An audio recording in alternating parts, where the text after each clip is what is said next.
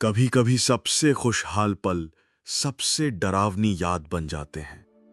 शहर की रोशनी, बच्चों की हंसी और एक परिवार की मुस्कुराहट, सब कुछ तबाह हो गया जब मौत ने इंसानों का रूप बदलकर दहलीज पार की। अमेरिका के शहर सियाटल में एक खुशहाल परिवार रहता था। पिता का नाम डेविड था, माँ सैरा, 7 साल का बेटा इथिन और 2 साल की नन्ही सी बेटी लिली। सुबह घर में हमेशा हंसी खुशी का माहौल रहता। बच्चे खिलौनों से खेलते, माँ रसोई में गुनगुनाती रहती और पिता अखबार पढ़ते हुए बच्चों को छेड़ते। शाम को सब साथ मिलकर पार्क जाते, आइसक्रीम खाते और घर लौटकर कहानियां सुनते। ये चारों वाकई में एक दूसरे की पूरी दुनिया थे। लेकिन खुशियां ज्यादा देर टिकती कहाँ है। एक दिन टीवी पर खबर आई, एक अजीब वायरस दूसरे शहरों में तेजी से फैल रहा है। शुरुआत में लोग हंसते रहे, इसे मजाक समझते रहे, लेकिन धीरे धीरे उस वायरस की परछाई सियाटल की सड़कों पर भी उतर आई। लोग अचानक बीमार पड़ने लगे। उनके चेहरे पर अजीब सा क्रोध, शरीर पर खून और आंखों में भूख। भूख इंसानों के मांस और आत्मा की। डेविड और सैरा बच्चों को दिलासा देते रहे कि सब ठीक हो जाएगा, लेकिन वो दोनों भी अंदर से कांप रहे थे। 2 ही दिन में हालात बिगड़ गए। अस्पताल भर गए, पुलिस और आर्मी सड़कों पर उतर आई, पर कोई काबू नहीं कर पाया। इंसान इंसान को नोचने लगे। सियाटल अब मौत के शहर में बदल रहा था। डेविड ने अपने परिवार को बचाने की कोशिश की। उसने घर की खिड़कियां, दरवाजे बंद किए, खाने का सामान इकट्ठा किया। सारा बच्चों को सीने से लगाए ललाबाई गाती ताकि बाहर की चीखें उन तक ना पहुंचे।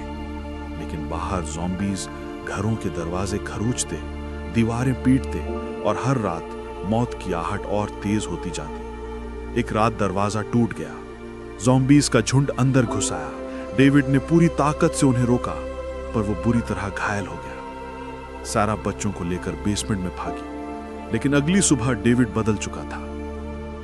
वो अब इंसान नहीं रहा। सारा मजबूरी में बेसमेंट का दरवाजा बंद कर देती है और बच्चों से कहती है कि पापा अब हमें कभी नहीं मिलेंगे। परिवार का पहला हिस्सा खत्म हो गया। दिन गुजरते गए, खाना खत्म होने लगा।